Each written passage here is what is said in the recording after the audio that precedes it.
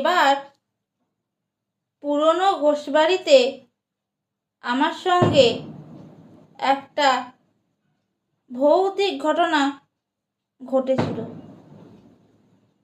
তখন রাত 11:30 হবে। যদিও ভৌতিক ঘটনাটা আমার কাছে নতুন নয়, তবুও একটু ভয় পেয়েছিলাম। এখানে কোনো মানুষ নয়, বরং ভূত হচ্ছে একটি প্রাণী। কি প্রাণী সেটা তো তোমাদের বলবোই, আর তার সঙ্গে বলবো আমার সঙ্গে ঘটা সেই ভৌতিক ঘটনাটি। সেদিন ছিল জন্মাষ্টমীর পুজো। চারিদিকে গোপালের পুজো হচ্ছে, যাদের বাড়িতে হয় আর কি। আমার এক বন্ধুর বাড়িতে জন্মাষ্টমীর পুজো হয়, তাই তাদের বাড়িতে গিয়েছিলাম জন্মাষ্টমীর পুজোয়। যদিও আমি খুব একটা কোথাও যাই না, যদি কোনো ভৌতিক বাড়ির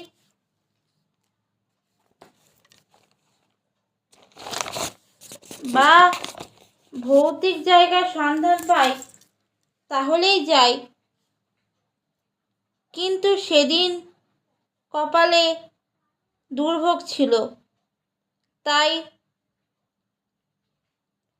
আমার সঙ্গে সেই ভৌতিক ঘটনাটি ঘটল।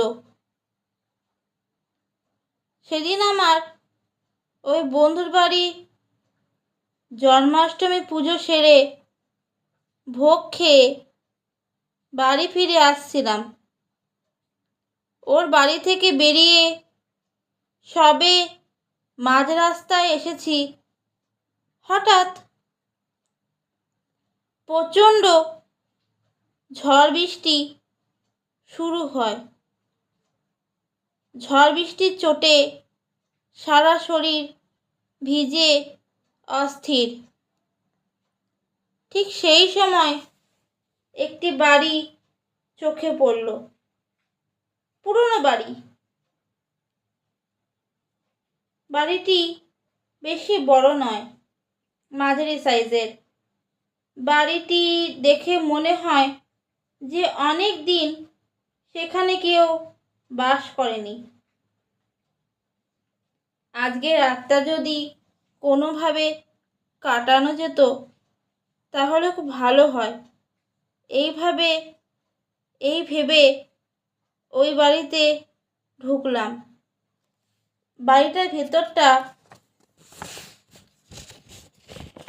ঝুল ও মাকড়সার জাল। তখন রাত ঠিক 11:30। বাড়িটার ঢুকে ভাবছি এই বাড়িটায় থাকবো। ঠিক সেই সময় একটি জ্বলন্ত চোখ দেখতে পেলাম।